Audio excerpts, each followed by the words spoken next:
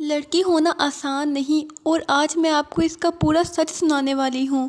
کچھ کہانیاں اتنی درد بھری ہوتی ہیں کہ سنانے والے کی آنکھوں میں آنسو آ جاتے ہیں۔ یہ انہی میں سے ایک ہے۔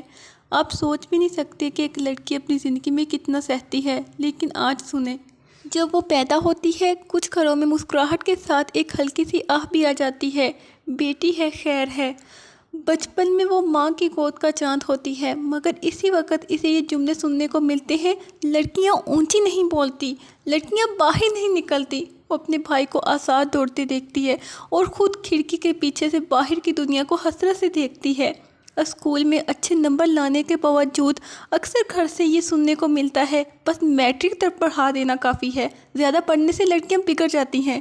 کالج کے خواب کسی کونے میں بند کر دیے جاتے ہیں۔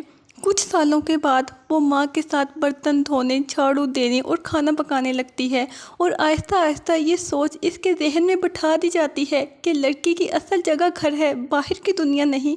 اس کی زندگی میں کئی ایسے دن آتے ہیں جب وہ اکیلی اپنے کمرے میں روتی ہے، مگر ماں کو بتاتی ہے تو ماں بھی صرف یہی کہتی ہے: بیٹی برداشت کرو، سب لڑکیاں ایسے ہی کرتی ہیں۔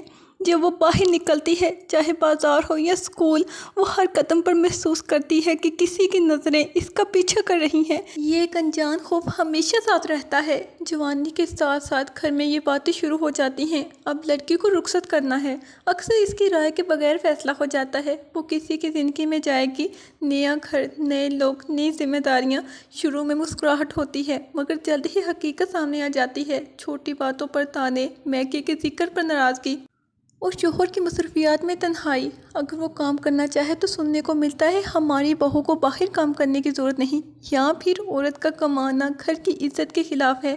ماں بننے کے بعد اس کی اپنی ذات کہیں پیچھے رہ جاتی ہے۔ راتوں کو جاگنا، بچوں کی دیکھ بھال اور اپنی صحت کی قربانی دینا۔ سالوں بعد بچے بڑے ہو جاتے ہیں اور وہ خود ایک کونے میں چپ چاپ بیٹھ کر سوچتی ہے: میں نے اپنے لیے کیا کیا؟ اس کی قربانیاں اکثر یاد بھی نہیں رہتی۔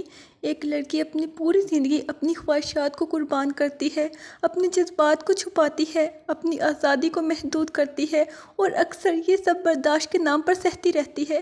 یہ وہ درد ہے جو ہر سیکنڈ، ہر منٹ، ہر دن لاکھوں لڑکیاں محسوس کرتی ہیں، مگر زبان پر نہیں لاتی۔